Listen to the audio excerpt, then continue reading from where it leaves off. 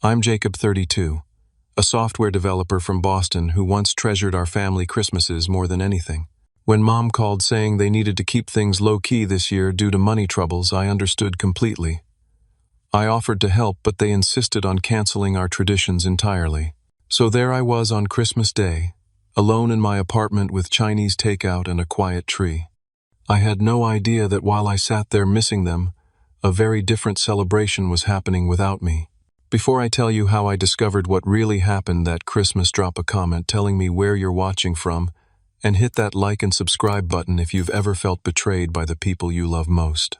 Growing up in suburban Massachusetts, Christmas was always the highlight of our family year. My parents, Robert and Diana, created magic for my younger sister, Rachel, and me. We had traditions that felt sacred, decorating our massive pine tree, while Mom's sugar cookies baked Dad reading The Night Before Christmas on Christmas Eve and waking up at dawn to see what Santa had brought. As we grew older, the traditions evolved but remained special mimosas at breakfast, a friendly competition for the best gift, and everyone gathering in the kitchen to prepare our feast together. Our family was solidly middle class. Dad worked as an accountant at a local firm and Mom taught third grade at the elementary school. We never had extravagant gifts, but we never felt like we lacked anything either. Our home was always warm, welcoming, and filled with love. That's what made our holidays so special. Not the presents, but the presence of each other.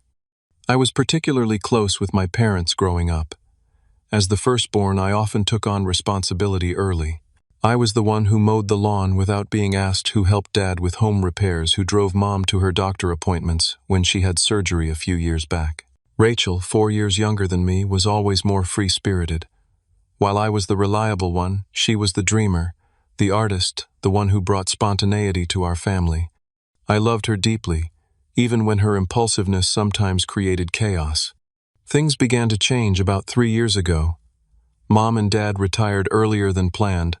They claimed their retirement funds weren't performing as well as expected, and they needed to tighten their belts. I immediately offered to help, sending them a few $100s monthly to supplement their income. They accepted gratefully, and I was happy to give back after all they'd given me. Around the same time, Rachel's life took a different turn. She'd always been interested in fashion and lifestyle content, but suddenly her social media presence exploded.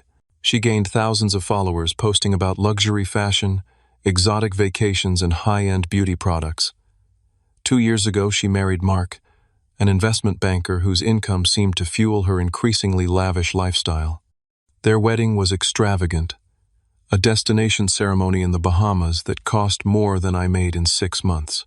Meanwhile, I continued my steady path. I'd recently been promoted to senior developer at my company, a solid achievement with a comfortable salary increase. But unlike Rachel, I maintained a modest lifestyle. I lived in a nice but simple one-bedroom apartment, drove a 6-year-old Honda, and saved aggressively for retirement. My parents had taught me financial responsibility, and I took those lessons to heart. Throughout all these changes, I remained dedicated to our family. I never missed a birthday, always showed up for Sunday dinners when I could, and called my parents at least twice a week. When Dad mentioned their roof needed repairs last spring, I immediately sent $3,000 to help. When Mom's arthritis worsened, I researched specialists and drove 3 hours each way to take her to appointments. Family came first always. As this Christmas approached, I was especially excited. The previous year had been difficult for everyone, with the pandemic restrictions still affecting gatherings. This year would be different. We could finally be together properly again. I'd spent weeks choosing thoughtful gifts. A leather wallet I knew Dad had been eyeing, a silk scarf in Mom's favorite shade of blue, and a high-end camera lens for Rachel's growing social media business. I'd even taken time off work a full week to spend with family, something I rarely did. The call from Mom came on December 1st. Her voice sounded strange, hesitant. "Jacob, honey, Dad and I have been talking. We think we should keep Christmas low-key this year. Money's been tight with the property taxes going up." "Mom, I can help with that," I immediately offered. "Or I could host at my place. It's smaller, but we'd make it work." No, she said quickly. "We just think it would be better to skip the big celebration this year. Maybe just exchange cards." Dad called the next day, reinforcing the message. "Son, we're just not in a position to do gifts and a big dinner this year. The retirement fund took a hit, and we're watching every penny." Let's just have a quiet holiday separately and get together in the new year when things settle down. Something felt off about these conversations, but I respected their decision. If they were struggling financially, the last thing I wanted was to add pressure. So I agreed, though disappointment settled heavily in my chest. It would be my first Christmas without family, but I told myself it was just 1 year. I canceled my time off request, figuring I could use the holiday pay, and tried to adjust my expectations. In the weeks leading up to Christmas, I noticed Rachel posting more extravagantly than ever on Instagram. Pictures of her and Mark choosing an enormous tree for their new house, shopping bags from luxury stores, elaborate decorations. When I texted her about Mom and Dad's decision, her response was brief. "Yeah, they mentioned that. Bummer. Mark and I are probably just doing something small too." I tried not to feel the sting of jealousy seeing her lavish preparations while our parents claimed financial hardship. Perhaps she was insensitive to their situation. Or maybe Mark's income insulated her from understanding the reality of retirement on a fixed income. Either way, I decided to focus on making the best of my solo Christmas, never suspecting what was really happening behind the scenes. Christmas morning arrived with a stillness that felt wrong. For as long as I could remember, this day had been filled with excitement, laughter, and family chaos. Instead, I woke up alone in my quiet apartment. The only sound, the distant hum of the refrigerator, and occasional car passing on the street below. I reached for my phone and sent the obligatory holiday texts. "Merry Christmas, Mom and Dad, love you both. Merry Christmas, Rachel. Hope you and Mark have a great day." Mom responded almost immediately. "Merry Christmas, sweetheart. Love you too." Dad followed shortly after, "Merry Christmas, son. We'll call you later." Rachel's reply came hours later, a simple Merry Xmas with a tree emoji. Around noon, my parents finally video called. They sat close together on their living room sofa, the familiar backdrop of their home visible, but something seemed off. No decorations, no tree, nothing that indicated Christmas was happening there. "Merry Christmas," I said, forcing cheerfulness into my voice. "Merry Christmas, honey," Mom replied, her smile not quite reaching her eyes. Dad waved, but remained quiet. "How's your day going?" I asked. "Oh, just quiet. We're just having some soup for lunch," Mom answered, gesturing vaguely toward the kitchen. "Nothing special. How about you?" "About the same." "Quiet," I said, not mentioning the small tree I'd put up or the carefully wrapped gifts for them still sitting under it. I thought I might order Chinese food later. "That sounds nice," Dad said, his voice oddly strained. "Listen, son, we can't talk long. Your mother's sister is supposed to call soon. Aunt Patricia. I thought she was traveling to Florida this year." A flicker of something alarm crossed my father's face. "Right, yes, but she's calling before she leaves." The call lasted barely 5 minutes. When we hung up, a hollow feeling expanded in my chest. I tried calling Rachel next, but she didn't answer. I sent another text. "Hope you're having a good day. Would love to see your face for a quick Christmas hello." She read it, but never responded. Determined not to spiral into self-pity, I tried to make the day special for myself. I decorated my apartment modestly, a small artificial tree with a few ornaments, some string lights around my living room window, a holiday-scented candle burning on the coffee table. I put on classic Christmas movies, starting with It's a Wonderful Life, and tried to lose myself in the story I'd seen countless times. By late afternoon, I ordered from the only restaurant open, Golden Dragon, the Chinese place around the corner. I got all my favorites: General Tso's chicken steamed dumplings, vegetable fried rice, and an egg roll. The delivery guy looked almost as sad as I felt working on Christmas Day. I tipped him $30 on a $40 order, and the genuine surprise and gratitude on his face was the first real moment of Christmas spirit I'd felt all day. I ate directly from the containers while watching Die Hard, trying to convince myself this was a perfectly acceptable way to spend Christmas. But between bites of food that tasted less satisfying than I'd hoped, memories kept intruding: Dad carving the turkey while wearing a ridiculous Santa hat, Mom's cranberry sauce that nobody actually liked but was tradition. Nonetheless, Rachel and I bickering over the last dinner roll, only to split it exactly in half, as we always did. The gifts I'd already ordered for my family sat wrapped under my small tree, their cheerful paper and bows now seeming like artifacts from a different reality. I'd wrapped them weeks ago, before I knew our Christmas was canceled. Now they sat there as silent reminders of my expectations and disappointment.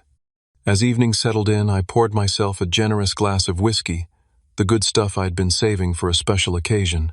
What better time than a lonely Christmas to break out the 18-year-old Macallan? I settled back on the couch, third Christmas movie of the day, playing, barely registering the plot. The apartment grew darker as I didn't bother turning on lamps, the only illumination coming from the television screen and the twinkling lights of my sad little tree. By my third whiskey, a pleasant numbness had settled over me. I dozed off on the couch sometime after 9, the empty food containers still on the coffee table, movie credits rolling unwatched. My last conscious thought was that tomorrow would be better, just an ordinary day without the weight of holiday expectations. I don't know how long I'd been asleep when my phone pinged with a notification. Half awake, I grabbed it, squinting at the bright screen in the dark room. It was from Instagram. Anthony Rivera 9-2 started a live video. Anthony was an old friend from college who still kept in touch with both Rachel and me. Curious about what he was doing on Christmas night, I tapped the notification without thinking too much about it. What I saw made me sit straight up, sleep and whiskey fog instantly cleared by a surge of adrenaline. The video showed a crowded, festively decorated room, Christmas music blaring, people dancing and laughing. Anthony was panning around, capturing the celebration, and there unmistakably was my sister Rachel, dressed in a sparkly red dress, holding a champagne flute, throwing her head back in laughter. Before I could process what I was seeing, Anthony turned the camera again, and in the background, by a lavishly decorated Christmas tree that looked at least 10 feet tall, stood my parents. My supposedly financially struggling parents who were just having soup and keeping Christmas low-key. Dad was wearing a Christmas sweater I'd never seen before, and Mom was elegantly dressed in a new-looking outfit, nothing like the casual clothes they'd worn during our video call hours earlier. I stared at my phone in disbelief as the first inkling of what was happening began to dawn on me. This wasn't some small gathering. This was a full-blown Christmas party, and I was the only one who hadn't been invited. I barely slept that night. Anthony's live video ended after just a few minutes, but those moments had shattered everything I thought I knew about my family's Christmas plans. I lay awake, replaying those brief glimpses, questioning if I'd somehow misunderstood. Maybe it wasn't really my parents. Maybe it was an old video. But deep down, I knew what I'd seen. Morning brought a flood of notifications that removed any lingering doubt. As I scrolled through Instagram, the evidence piled up with brutal clarity. Anthony had posted a story highlight from the night Rachel's Christmas extravaganza. It was titled with dozens of images and video clips. I forced myself to look at each one, my chest tightening with every swipe. The first showed the exterior of Rachel and Mark's new house, transformed with professional lighting into a winter wonderland. The next showed their foyer with a hired Santa greeting guests and taking photos. Then the dining room, where a catering team in matching uniforms served from gleaming chafing dishes. "Best Christmas feast ever," read Anthony's caption over a table laden with prime rib, turkey, ham, and dozens of side dishes. Nothing like the simple meals we'd had growing up. Another swipe revealed a professional DJ set up in their living room, complete with dance lights, and a small dance floor where several people I recognized were already dancing. "DJ spinning until midnight," the caption exclaimed. But it was the next series of images that truly crushed me. My entire extended family was there. Aunt Patricia, who was supposedly calling from before her trip to Florida, was pictured with her husband and their 3 kids, all dressed in coordinating Christmas outfits.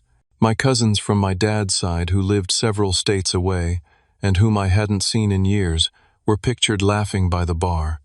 My mother's brother and his family, my grandparents from both sides, even my godparents, who rarely attended family functions anymore, all present, all celebrating. The party wasn't just family. I recognized neighbors from my parents' street, my father's former colleagues, my mother's friends from her teaching days, and perhaps most painfully, friends I had introduced to Rachel over the years, college roommates, co-workers. I was close with people I considered my friends first. As I continued scrolling, numb with disbelief, I found a group photo that must have included at least 50 people, all raising glasses in a toast, with Rachel and Mark at the center. My parents stood proudly beside them, beaming with joy in a way I hadn't seen in years. The final nail came when I found Rachel's own Instagram post from the night before, posted at exactly 1:15 in the morning when I was fitfully trying to sleep. It was a professional quality photo of her and Mark in front of their massive Christmas tree, the caption reading, "Annual Williams Family Christmas Party. Bigger and better than ever. So blessed to host this magical night for everyone we love. Tradition means everything. Williams Christmas, blessed life. Annual. This wasn't even the first time. My hands shaking, I opened Rachel's profile and scrolled back through her feed. There it was photos from last Christmas showing a similar party, though slightly smaller. I hadn't seen these posts because I'd been muting Rachel's content occasionally when her lavish lifestyle posts made me feel inadequate. Now I unmuted everything and discovered a truth that made me physically ill. This had been happening for 3 years. 3 years of low-key Christmases for me, while my family celebrated without me. I sat on my couch, still surrounded by yesterday's takeout containers, and felt something break inside me. The betrayal was so complete, so carefully orchestrated that I couldn't even cry. All those conversations about financial struggles, all those times they claimed to be keeping things simple, lies designed to exclude me while maintaining the appearance of family unity. Anger surged through me, hot and unfamiliar. I grabbed my phone and called my mother, straight to voicemail. I tried my father, same result. I called Rachel repeatedly, each call disconnecting after several rings. Finally, I sent a text to our family group chat. Interesting to see photos from the low-key Christmas you were all having. Thanks for including me in the family traditions. 50+ people catered food, and a DJ must be the new definition of financial struggles. I followed up with individual messages, each more hurt and angry than the last, to my parents. After everything I've done to help you, this is how you treat me. Why?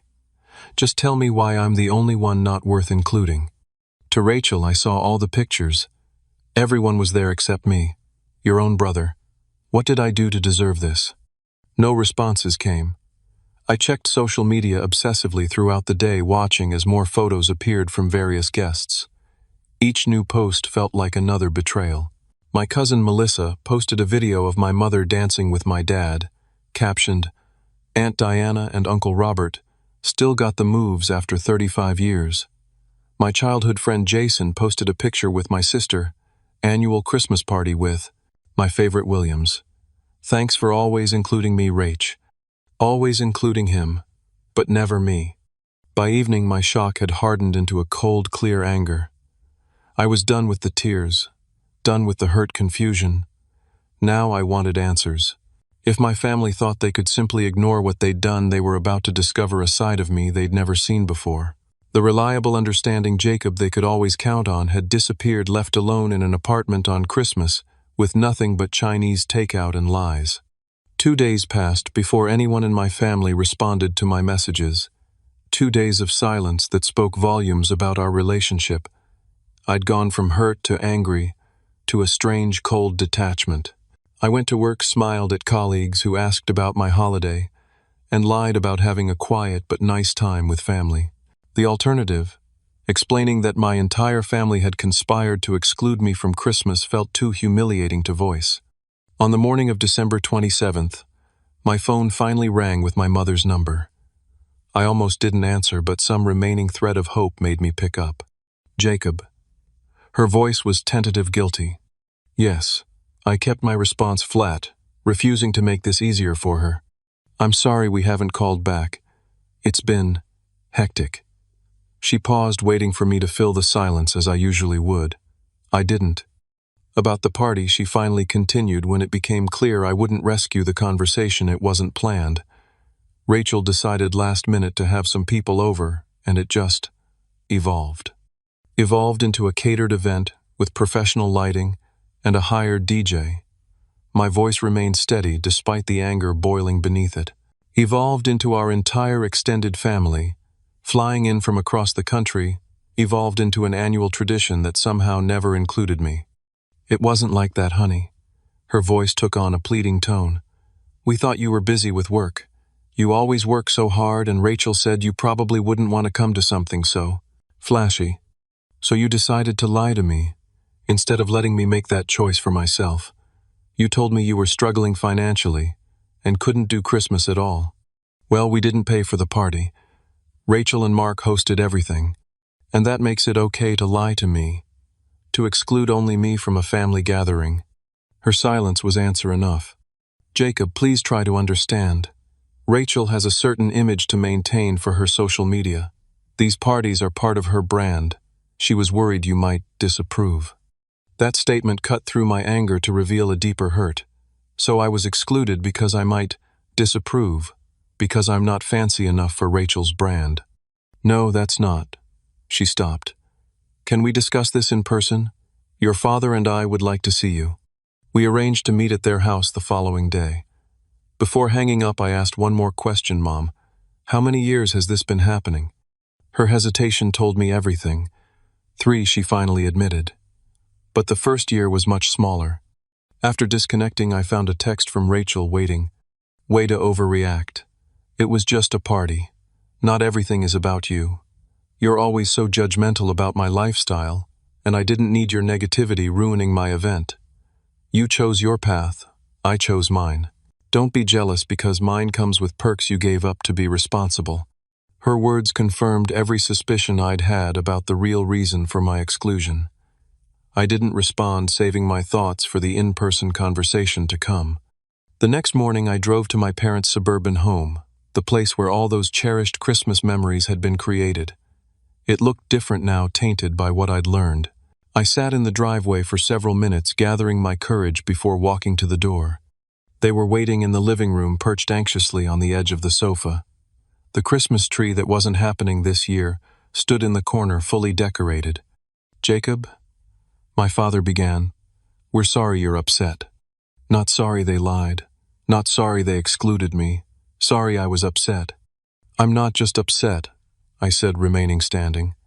I'm hurt beyond anything I've ever felt from you. I want to understand why my own family would go to such lengths to exclude me from Christmas while pretending there was no celebration at all. What followed was 30 minutes of uncomfortable explanations and weak justifications.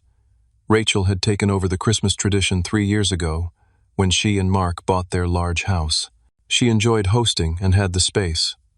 The first year they'd invited just immediate family and a few friends, and had intended to include me, they claimed, but I was working that weekend, I wasn't. The second year the party grew, and Rachel worried I would make comments about the expense and extravagance. This year it had become a major event, and Rachel had specifically asked them not to include me. She said, you two haven't been getting along, my mother explained, though this was news to me. She said you're always making little comments about her lifestyle and her choices. And you chose to side with her, I said, the reality of the situation crystallizing.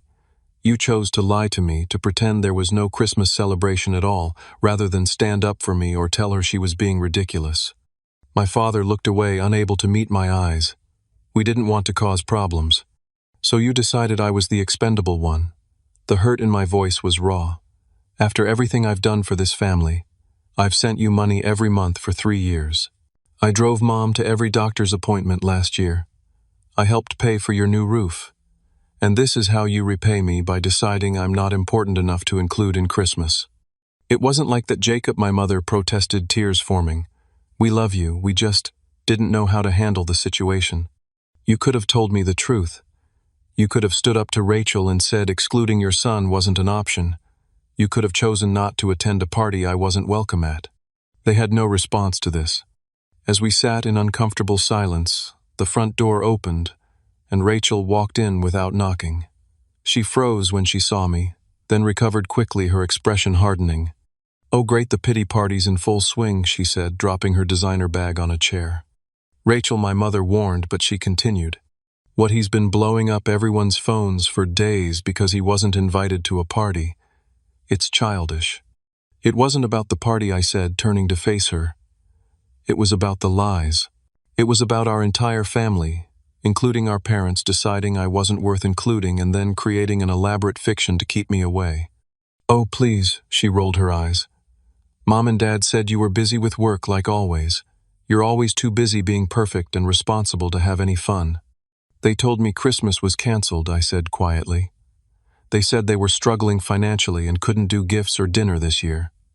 Meanwhile, you were hosting a catered event for 50 people. Rachel looked momentarily surprised, then glanced at our parents. Well, they probably knew you'd disapprove. You always do. Every time I post anything about my life, you have some subtle dig about materialism or superficiality. I've never said anything like that to you. You don't have to say it. It's in your expression, your tone, the way you talk about your simple life, like it makes you morally superior. Old childhood dynamics surfaced Rachel's perpetual feeling that I was the good one, her competitive streak, her need for attention. But we weren't children anymore, and this wasn't about sibling rivalry. This was about respect and honesty. Rachel, I've supported your choices even when I didn't understand them. I've celebrated your successes. I would never have judged your party. I would have been happy to be included in a family celebration. Right, she scoffed. You would have shown up in your Target clothes and made everyone uncomfortable. The cruelty of her statement hung in the air. My parents looked mortified but said nothing. In that moment, I realized I'd prepared for this conversation. I'd spent 2 sleepless nights thinking about what really mattered to me, about the kind of family I wanted, about my own worth. I came here today hoping for an explanation and an apology, I said, addressing all of them. What I've found instead is confirmation that my feelings and inclusion in this family are secondary considerations at best. I've always believed that family means honesty, respect, and showing up for each other. I've lived those values, sending money when you claim to need it, being there for emergencies, never missing an important moment. But clearly we have different definitions of family. I stood up, a strange calm settling over me. From now on, I'll be establishing some boundaries. I won't be sending money without transparency about where it's going. I won't be available at a moment's notice for emergencies if I'm not important enough to include in celebrations. And I won't accept being lied to or gaslighted about why I was excluded. My mother began to cry in earnest. My father looked stunned.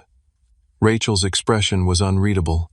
If you want me in your lives, I continued it, will be with honesty and respect. I deserve that much. When you're ready to offer that, I'll be here. Until then, I need some distance to heal from this. I walked out, leaving them sitting in silence.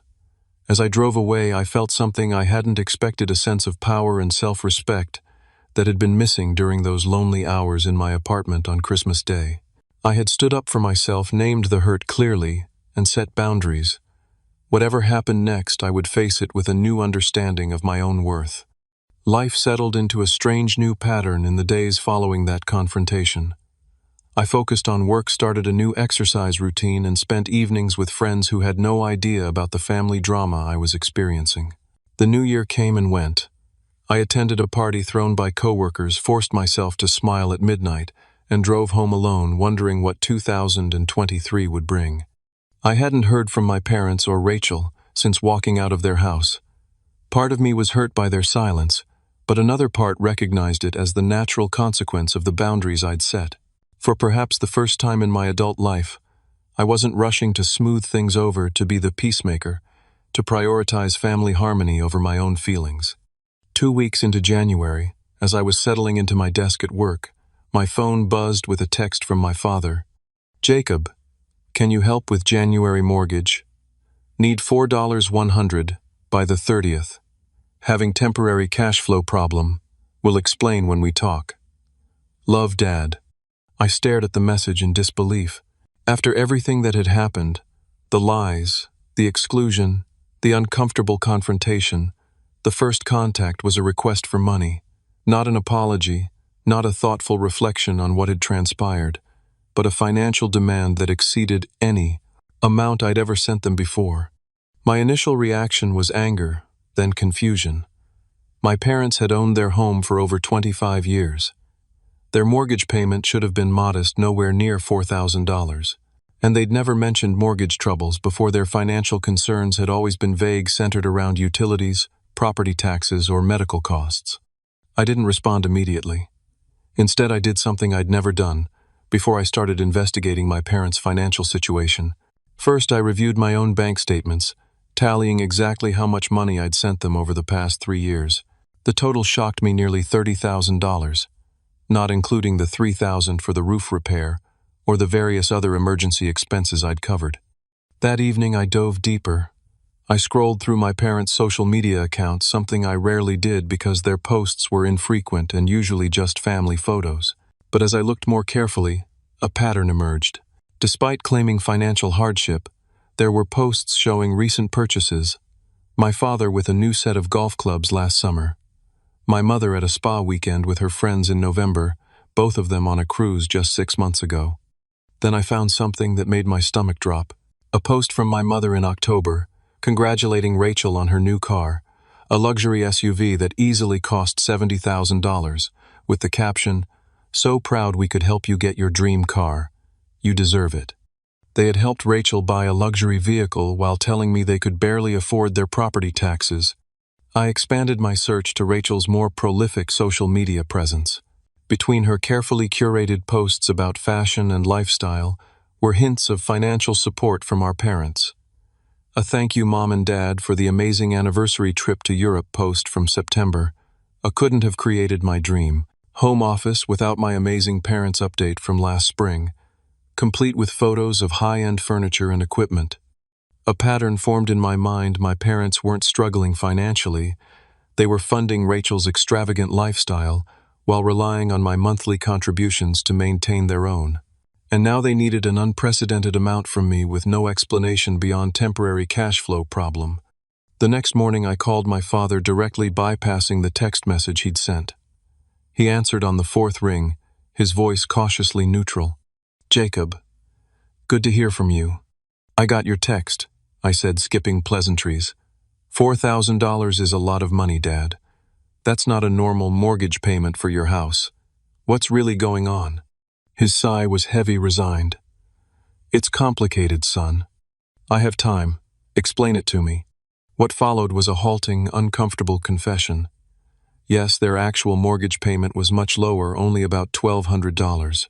But they had taken out a home equity line of credit 3 years ago, using their house as collateral. The payments for that were coming due, and they were struggling to meet them.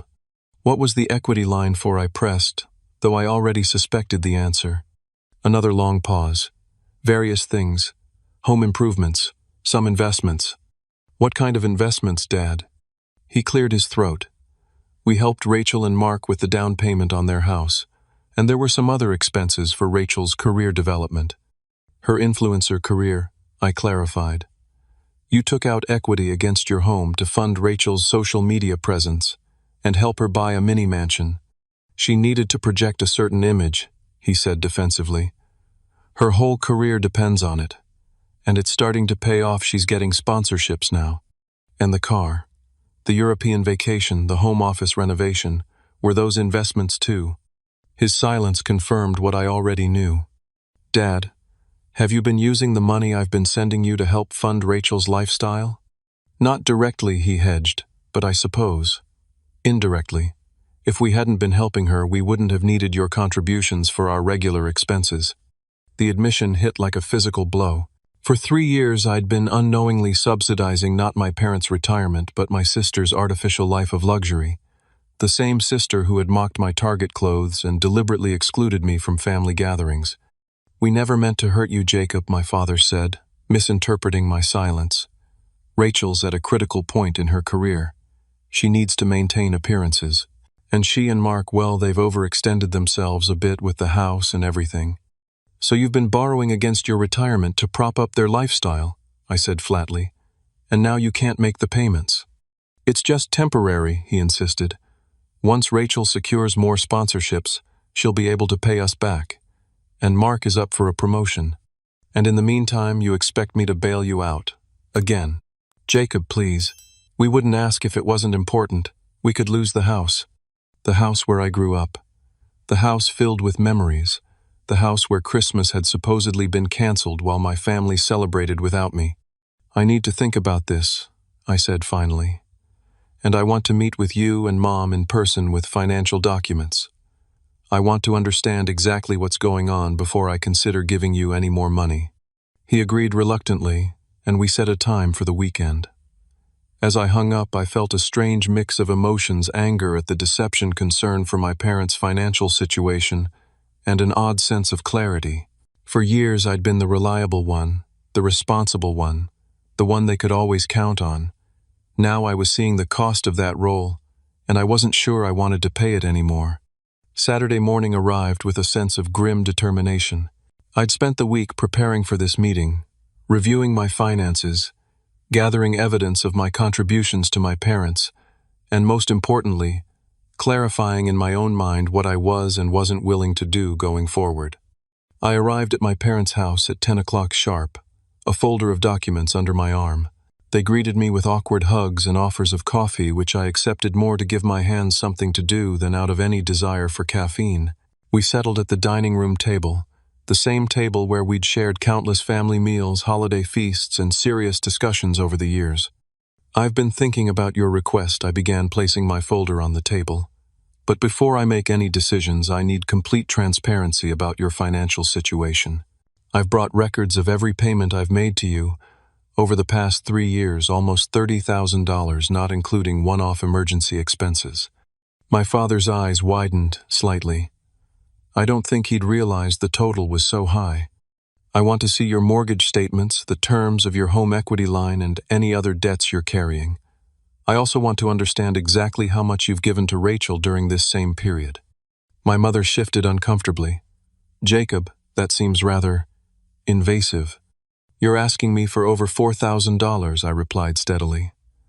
"I think I have a right to understand where my money is going, especially given what I've learned recently." Reluctantly, they produced the documents I had requested. The picture they painted was worse than I'd imagined. My parents had taken out a $100,000 equity line 3 years ago. They'd already used most of it, $40,000 for Rachel and Mark's house. Down payment, $20,000 for various expenses related to Rachel's social media career, $15,000 toward her car, and the rest for home repairs, travel, and other discretionary spending. They'd been making interest-only payments, but now the principal had come due. They were also carrying significant credit card debt, much of it from helping furnish Rachel's house and funding what my mother uncomfortably referred to as family celebrations. The Christmas parties, I clarified. Among other things, my father admitted. "So let me understand this correctly," I said, struggling to keep my voice even. "You've been telling me you're struggling financially and accepting my money monthly while simultaneously funding Rachel's lifestyle to the tune of tens of thousands of dollars. You've put your house, your primary asset, at risk to maintain appearances for her social media career. And now that the bills are coming due, you're turning to me to bail you out. Again." They didn't deny it. They couldn't. "We thought we were investing in her future," my mother said defensively. "She has real potential in this influencer space. Some of these people make millions. And what about my future? What about your future? You're in your 60s with a house that's now heavily mortgaged and little retirement savings left. What happens in 5 years, 10 years? My father looked down at his hands. "We thought it would pay off by now." As we sat in uncomfortable silence, the front door opened again without knocking. Rachel strode in, her expression darkening when she saw me. "What's he doing here?" she asked my parents, as if I weren't sitting right there. "We're having a family discussion," my mother said carefully. "About finances." Rachel's eyes narrowed. "You told him about the money they've given you, about the home equity line they took out to fund your perfect life on Instagram?" "Yes, they told me," I answered. "They had to, since they're now asking me for over $4,000 to make payments on debt they incurred largely on your behalf." Rachel's face flushed. "That's between them and me. They chose to help me because they believe in me, unlike some people. I've always believed in you, Rachel. What I don't believe in is deception and financial irresponsibility." "Oh, here comes St. Jacob with his financial lecture," she spat. "Not everyone wants to live in a boring apartment and drive a boring car and have a boring life like you. Some of us have ambitions." "Rachel," my father warned, but she was just getting started. "You think you're so much better than everyone because you save money and live below your means. But guess what? Nobody cares. Nobody's looking at your sensible lifestyle and modest apartment on social media. People want aspiration, luxury, beauty. That's what I give them, and that's why I'm succeeding." "Are you succeeding?" I asked quietly. "Because from these financial documents, it looks like you're living well beyond your means and relying on our parents to fund a lifestyle you can't actually afford." "It's called investing in yourself," she shot back. "Something you'd know nothing about. No, it's called living in a fantasy world at the expense of the people who care about you." Mom and Dad could lose their house because of your investments. Did you know that? A flicker of something doubt-concern crossed her face before she masked it with indignation. They're adults who make their own decisions. If they chose to help me, that's their business. And if they're now asking me for money to cover those decisions, that makes it my business too. The argument escalated, old resentments bubbling to the surface. Rachel accused me of jealousy, of trying to control our parents, of never supporting her dreams. I countered with facts about financial reality, about the consequences of their choices, about the hypocrisy of excluding me from family gatherings, while expecting me to bail them out financially. My parents sat uncomfortably between us, occasionally trying to mediate, but mostly watching, as years of unspoken tension finally found voice. Eventually, when the shouting had subsided into tense silence, I pulled out a document I'd prepared the night before. I've thought a lot about what I want to say today. I began, my voice steadier than I felt. About family, about respect, about financial responsibility, and about how we treat the people we claim to love. I looked at each of them in turn: my father, who couldn't meet my eyes; my mother, who looked both guilty and defensive; Rachel, who was still seething. I've always believed that family means supporting each other, being honest with each other, and showing up when it matters. For years I've lived those values: sending money when you said you needed it, being available whenever you called, prioritizing your needs above my own. I did that gladly because I thought we shared the same understanding of what family means. I took a deep breath.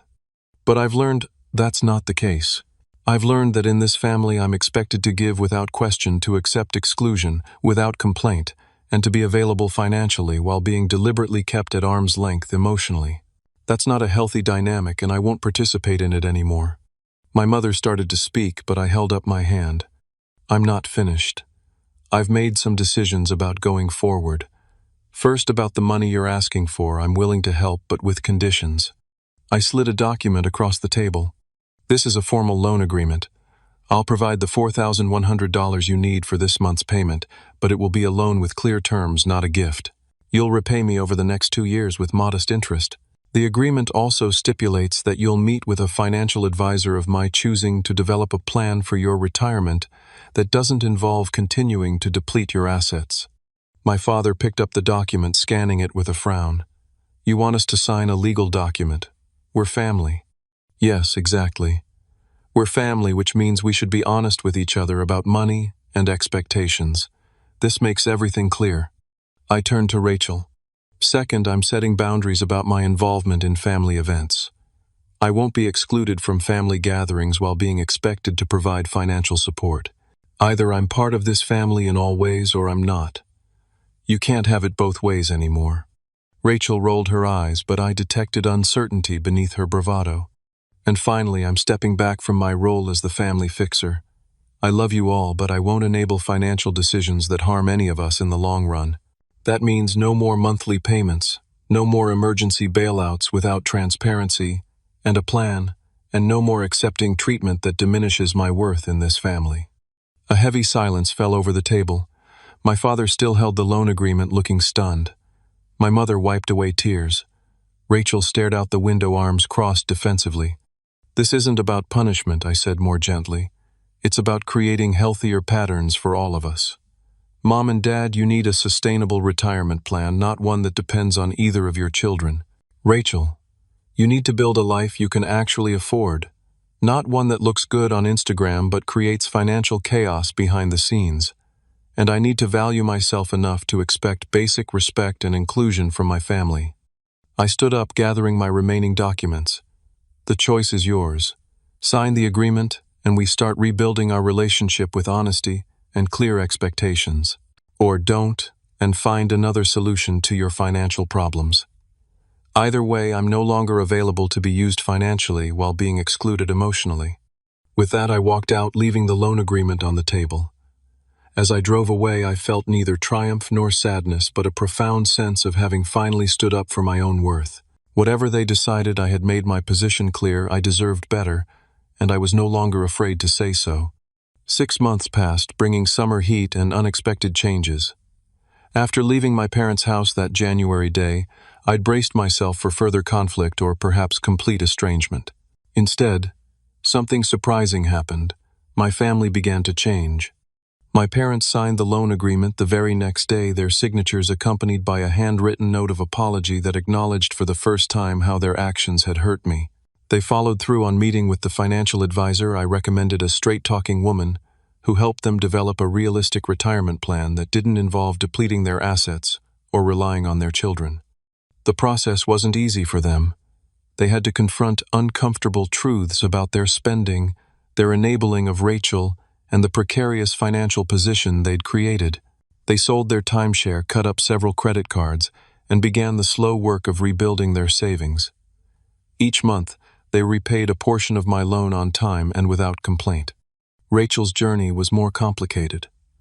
Initially, she reacted to my boundaries with anger and accusations, doubling down on her lavish social media presence while avoiding direct contact with me. But reality has a way of asserting itself. By March, she was facing her own financial reckoning as credit card bills mounted and her sponsorships failed to generate the income she'd anticipated. Mark's expected promotion fell through, creating additional pressure. In April, she reached out with a text that surprised me. "Can we talk not about money, just brother and sister?" Over coffee at a neutral location, I saw a side of Rachel I hadn't witnessed in years, vulnerability beneath the carefully curated exterior. She didn't apologize directly for excluding me from Christmas, but she admitted feeling competitive with me since childhood, always believing I was the good one, while she was the problem child. "I think I wanted to prove I could be successful in my own way," she confessed. "To show everyone I could create something impressive, even if it wasn't the kind of success you chose." "I never judged your choices," I told her honestly. "I just wanted honesty and respect." "I know that now," she said quietly. Our relationship remained fragile, but that conversation opened a door. Over the following months, Rachel began scaling back her social media presence, focusing on more authentic content rather than manufactured luxury. She and Mark downsized to a smaller house, a move she framed online as embracing minimalism, but privately acknowledged was financial necessity. As for me, these months brought profound personal growth. I established stronger boundaries, not just with family, but in all relationships. I began therapy to understand the patterns that had led me to accept exclusion, while continuing to give to value myself through what I could provide, rather than expecting fundamental respect. I built deeper connections with friends who valued me for myself, not what I could do for them. I dated more intentionally, no longer ignoring red flags of one-sided relationships. I even took a solo trip to the mountains, something I'd always wanted to do but had never prioritized above family obligations. Perhaps most significantly, I created new traditions. When June arrived, I hosted a summer solstice gathering at my apartment. Nothing elaborate, just good food and better conversation with people who genuinely wanted to be there. My parents attended somewhat awkwardly at first, but with genuine effort. Rachel came too, bringing a homemade dish instead of the catered offerings of the past. As the year's second half began, I found myself looking ahead to the holiday season with cautious optimism rather than dread. I'd decided to host a small Christmas gathering myself, intimate, meaningful, focused on connection rather than extravagance. I invited only those who had shown genuine remorse and effort toward healthier relationships. Some family members didn't make the cut, and for the first time I was okay with that boundary. Looking back on that painful Christmas alone with Takeout, I realized it had become a turning point rather than just a trauma. It forced me to confront painful truths about my family dynamics and my own complicity in them. It pushed me to value myself enough to demand basic respect. It taught me that sometimes walking away is necessary for genuine healing to begin. My parents learned difficult lessons too. They sought counseling to understand their enabling patterns with Rachel and their tendency to take me for granted.